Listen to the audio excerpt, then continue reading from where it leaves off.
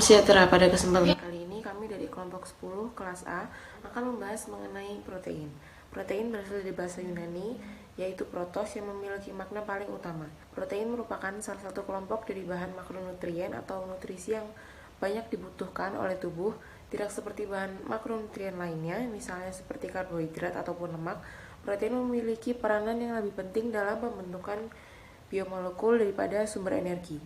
Fungsi dari protein sendiri yaitu sebagai zat utama pembentuk dan pertumbuhan dalam tubuh. Protein sebagai zat utama merupakan pembentuk sel-sel tubuh dan digunakan sebagai sumber energi jika karbohidrat dan lemak di dalam tubuh berkurang. Protein merupakan sesuatu yang besar perannya. Mereka benar-benar melakukan segala macam hal. Protein terlibat dalam transportasi, dalam struktur, dalam bertindak sebagai enzim yang membuat semua jenis bahan, dalam melindungi tubuh, dan banyak lagi.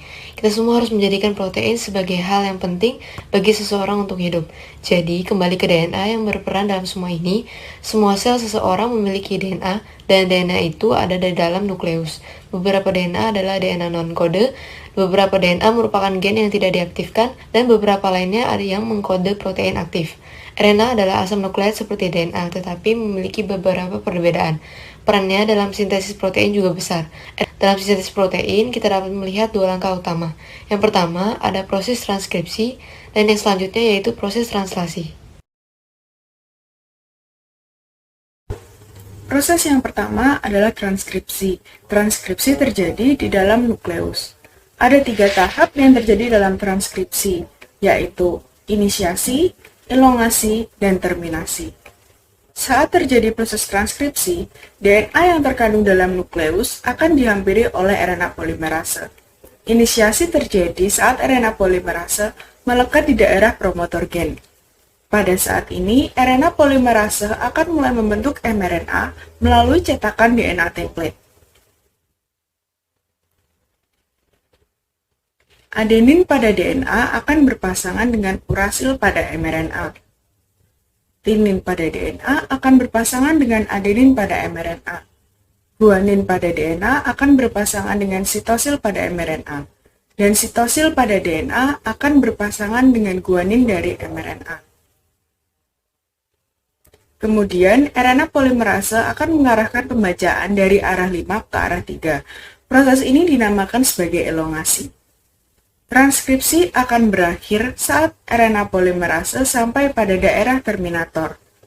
mRNA yang telah terbentuk mengandung urutan 3 basa nitrogen yang dikenal dengan kodon.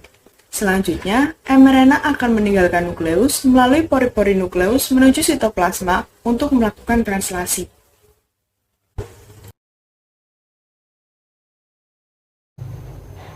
Sebelumnya, kita telah menyelesaikan tahap transkripsi di mana mRNA yang berada di nukleus akan keluar menuju sitoplasma melalui pori-pori nukleus. Hal ini dilakukan ke tahap selanjutnya, yakni translasi.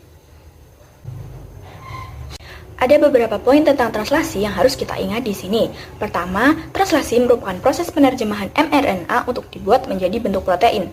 Hal kedua yang harus diingat tentang translasi adalah aturan pemasangan basa nitrogen. Pada translasi, adenin pada mRNA akan berpasangan dengan urasil pada tRNA. Urasil pada mRNA akan berpasangan dengan adenin pada tRNA. Guanin pada mRNA akan berpasangan dengan sitosin pada tRNA, dan sitosin pada mRNA akan berpasangan dengan guanin pada tRNA. Sama halnya dengan transkripsi, translasi juga memiliki 3 tahapan, yakni inisiasi, elongasi, dan terminasi. Pada tahap translasi ini, mRNA berperan sebagai cetakan untuk pembuatan protein. Sebagaimana yang kita ketahui, mRNA mempunyai urutan 3 basa nitrogen yang disebut dengan kodon. Dalam sintesis protein, kurang lebih terdapat 64 kodon yang mengatur dalam pembentukan asam amino tertentu.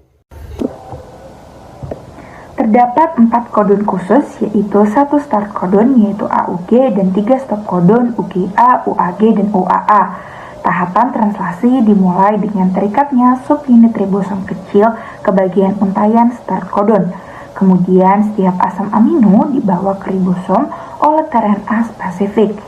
Jenis asam amino tersebut ditentukan oleh urutan antikodon pada tRNA. Selanjutnya, akan terbentuk pasangan komplementer antara kodon mRNA dan antikodon dari tRNA. Setelah itu, tRNA akan mengikat start kodon, lalu subunit ribosom besar akan terikat untuk membentuk kompleks translasi dan proses inisiasi pun selesai.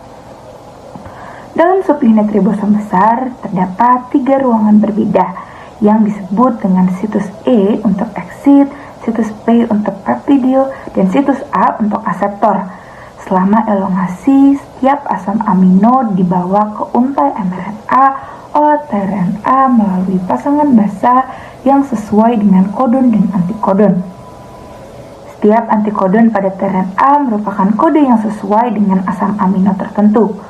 Ketika ada sebuah tRNA dengan muatan asam amino yang berikatan dengan situs A, maka akan terjadi pemutusan asam amino pada situs P yang mengakibatkan asam amino berpindah pada situs A dan membentuk ikatan peptida. Kompleks translasi akan terus bergerak ke arah kanan sehingga tRNA yang tidak bermuatan akan keluar melalui situs E dan situs A akan kembali terbuka untuk menerima tRNA yang selanjutnya. Tahap elongasi akan terus berlanjut kembali sampai mencapai kodon stop atau berhenti pada titik terminasi. Ketika telah mencapai tahap terminasi, faktor rilis akan mengikat situs A pada kodon stop dan polipeptida akan dilepaskan dari tRNA pada situs P. Kemudian seluruh kompleks akan memisah dan proses akan dimulai lagi pada tahap inisiasi. Tujuan dari translasi adalah menghasilkan polipeptida dengan cepat dan akurat. Polipeptida hasil translasi ini nantinya akan melalui proses folding and post-translational processing untuk menghasilkan tertiary protein yang dapat digunakan dalam tubuh kita dalam bentuk enzim, hormon, dan protein lainnya.